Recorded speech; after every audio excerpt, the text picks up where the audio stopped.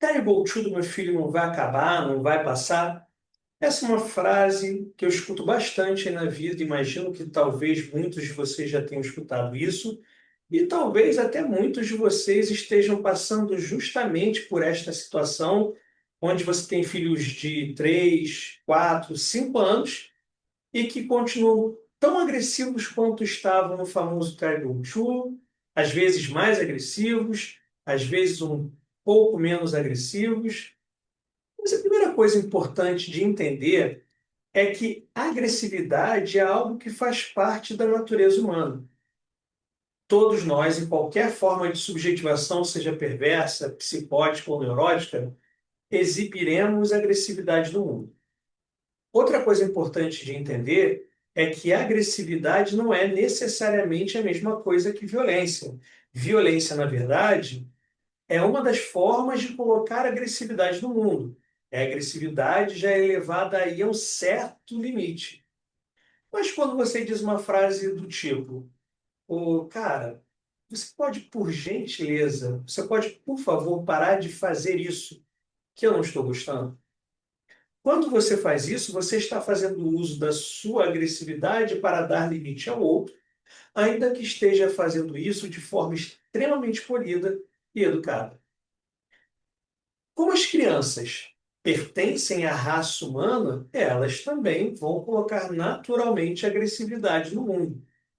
Agora, as origens daquela agressividade, além de depender da história de cada indivíduo, vão ter significados diferentes também, dependendo da fase em que a criança se encontra.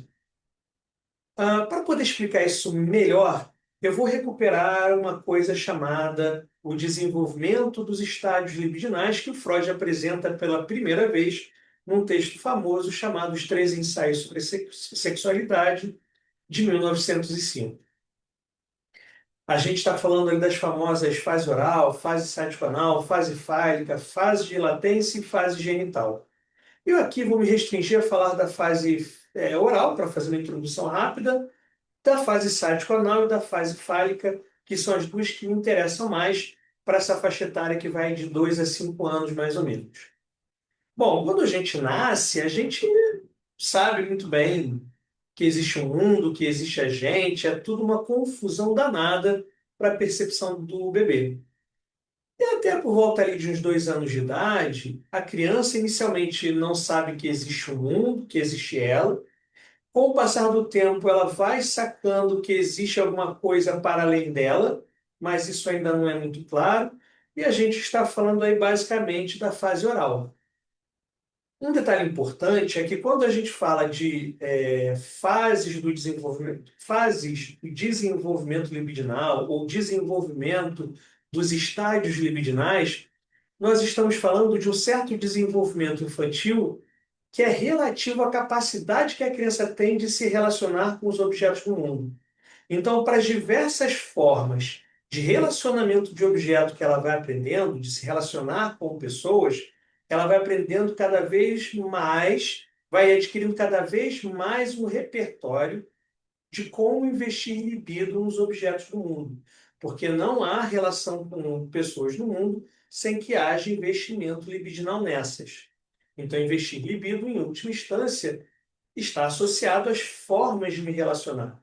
Então, lá na fase oral, a criança, ela, como mal sabe que existe o mundo, ela lida com o mundo de forma simbiótica e onipotente. Na fase sádico-anal, a criança já ganha um repertório mais rico em relação às possibilidades de relação de objeto. Por exemplo, ali por volta dos 2 anos de idade, várias coisas começam a acontecer.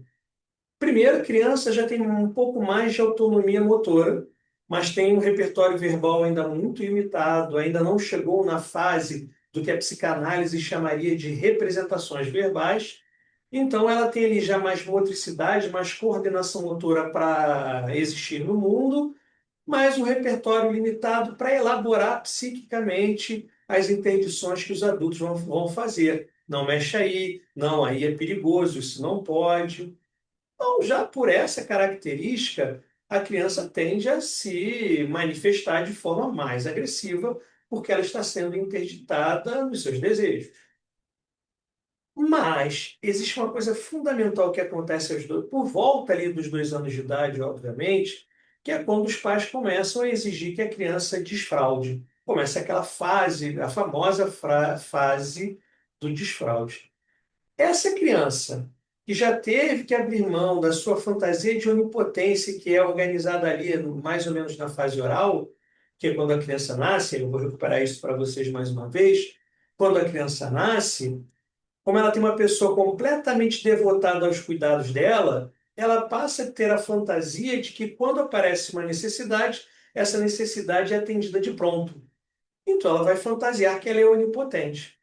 À medida que ela vai amadurecendo e essa pessoa que cuida dela vai voltando para as demandas da vida, essa criança ela vai percebendo que existe alguma coisa para além dela, porque ela não faria isso com ela mesma, ela não se frustraria por vontade própria.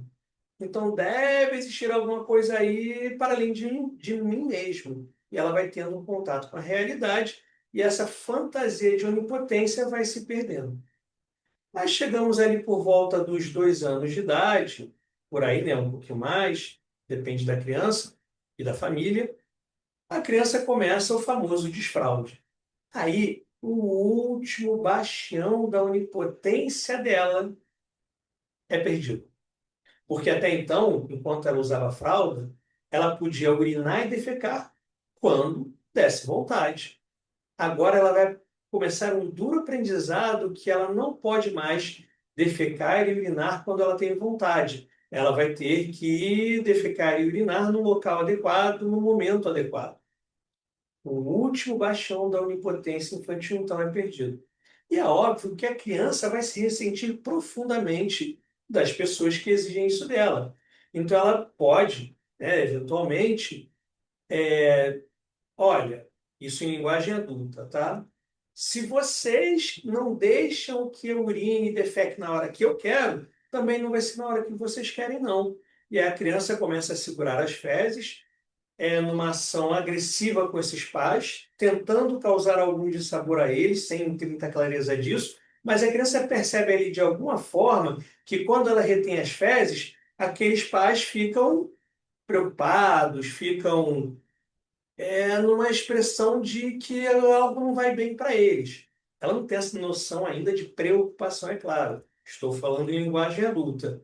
Mas esses pais, eles ficam ali, cara, se a criança não está defecando, como é que a gente vai fazer? E a criança, percebendo isso, retém as fezes para agredir esses pais. Olha, ela está fazendo um investimento libidinal sádico nesses pais. Mais um aprendizado agora de relação de objeto, para além de onipotência e simbiose. Eu não tenho o que eu quero, então também não vou dar o que vocês querem. Um investimento sádico nesses pais, numa forma de vingança, numa forma de rebeldia. Mas essa criança ali também nesse momento está com muita raiva, muita agressividade, ela vai colocar isso no mundo de alguma forma. Então, ali por volta dos 2 anos de idade, um dos elementos que constituem as expressões da agressividade da criança é essa frustração extrema dela ter perdido o último bastião da sua fantasia de onipotência. Quando essa criança já vai passar ali pelos 3, 4, 5 anos de idade, mais ou menos, a situação é outra. Ela ali já está entrando na chamada fase fálica, que é a fase onde tanto o menino quanto a menina só reconhecem um sexo ali na obra freudiana, que é o pênis, o falo. Nessa fase acontece uma coisa importante que chama-se travessia edípica. Nessa fase, a criança vive, na sua fantasia, uma verdadeira tragédia porque ela vai precisar abrir mão do desejo da mãe ou da pessoa que faz a função materna, porque ela vai começar a ter medo de ser retaliada por aquele que faz a função paterna. A criança vai agora começar a se ressentir de uma outra coisa. Primeiro eu descubro que eu não sou onipotente. Depois me tiram o último bastião da minha fantasia infantil quando me obrigam a desfraldar. E agora eu descubro que eu não sou, eu fantasio, melhor dizendo, que eu não sou o verdadeiro desejo da minha mãe. Por isso que ela começou a me frustrar. Por isso que ela não está ali completamente dedicada a mim como estava no início da minha vida. Eu começo a fantasiar que o verdadeiro desejo da minha mãe é esse terceiro, é esse que faz a função paterna, que faz a função de corte. Olha só o que passa com a criança aí. Abandonei, fui obrigado a abandonar as minhas fantasias de onipotência, e agora eu começo a fantasiar que eu não sou o verdadeiro desejo da minha mãe. O verdadeiro desejo da minha mãe é esse outro, ou é algo que esse outro tem. E nesse momento a criança também vai exibir agressividade, porque ela vai ficar muito frustrada de fantasiar que o verdadeiro desejo da mãe não é ela, mas é um outro. Então repare que ali por volta dos 3, 4, 5 anos, se seu filho, principalmente se for menino, mas eu não vou me estender muito nisso aqui, mas o seu filho ou filha pode ser tão agressivo quanto era aos 2 anos de idade, sem que necessariamente algo de errado esteja acontecendo. É claro que sempre pode ter alguma coisa ali acontecendo para aumentar a agressividade da criança, mas é comum que durante ali, essa fase, 3, 4, 5 anos, passando pela fase fálica, passando pela travessia edípica, a criança também fique muito ressentida e muito agressiva com esses objetos de primeiros cuidados, esses que fazem a função materna e a função paterna, que estão frustrando pra caramba essa criança. Então, repare que o Terrible Two pode dar a sensação que não termina, mas aí passou. Os motivos da agressividade da criança por volta dos 2 anos de idade não são mais os mesmos motivos ali dos 3, 4, 5 anos. Isso pensando num desenvolvimento infantil na média. É claro que coisas diferentes podem acontecer com cada indivíduo no seu desenvolvimento infantil, que leve a consequências diferentes dessa, ou que acirrem a agressividade, por exemplo. Bom, se você gosta de conteúdos como esse, quer aprender mais sobre psicanálise, se inscreva no nosso canal e mande esse vídeo para algum amigo que esteja passando por problemas ou acreditando que passa por problemas de agressividade com seus filhos. Um grande abraço.